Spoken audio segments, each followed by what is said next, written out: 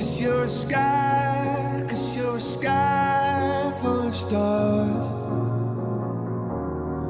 I'm gonna give you my heart. 'Cause you're a sky, 'cause you're a sky full of stars. 'Cause you light up the path. I don't care, go on and tear me apart. I don't care if you do.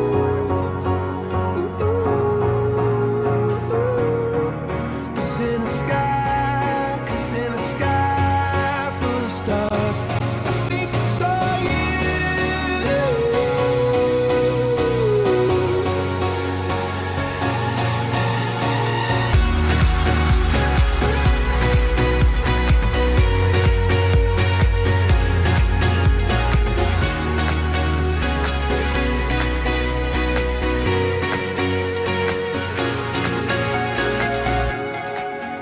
Remarkable itong batch na to dahil this year, pinatunayan pa rin ng batch na to na hindi lang mga honor class ang magagaling.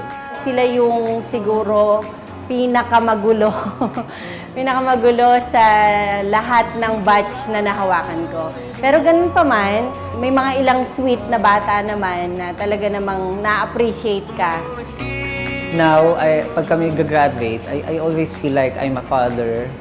Happy to call the names of my students. Na kinonsider ko rin mga anak ko for at least a year. Yung fulfillment na nakuha ng mga estudyante, fulfillment din namin yun. Yun naman talaga yung usual na nararamdaman namin as teachers.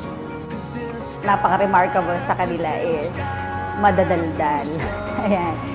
Bukod sa madadaldal, as in, para sila may mga amplifier sa bibig. So malayo pa lang, tatawagin ka pa ng good morning. Good morning, ma! Ayan. So high pitch ka agad yung boses. Pero sa batch din nila makikita mo yung mga sweet na student.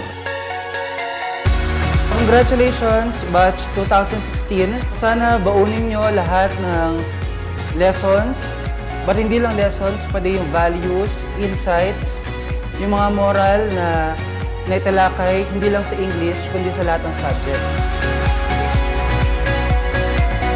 Ang wish ko po sa kanila, sana makatapos po lahat dun sa mga dreams nila. Sana po walang makakalimot, saka magkaroon naman ng reunion.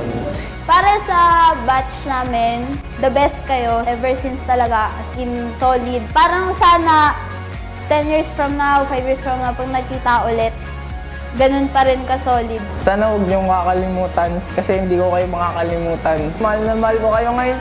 Pagkatas niyo mag-grade 10, sana huwag kayong magpariwara. Sana maging katulad niyo ako. Study hard, na magpatuloy lang kayo sa kung ano yung gusto nyong mangyari sa inyo in the future. And na hindi pa ito yung end, may pagkakataon pa rin kayo basta maniwala lang kayo sa sarili nyo na kaya nyo at gusto nyo yung gagawin nyo.